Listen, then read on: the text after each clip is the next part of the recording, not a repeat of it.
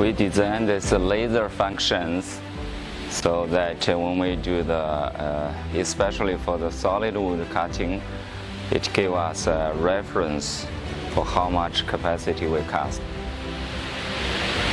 Okay, you can see this is a laser, and here we got lines, and if we want to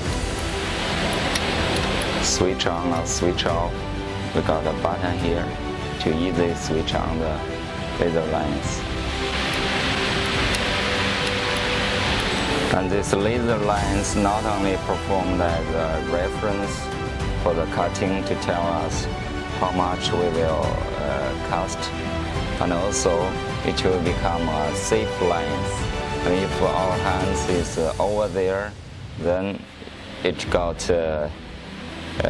chances to cut by the blade. So we have to move it. We have to put our hands not over than the lines. So it's also for the safety. And also we have a zoom in and a zoom out functions. Here use this knob to lock it, lock the position, to make sure that this laser lines not attack the eyes of the users.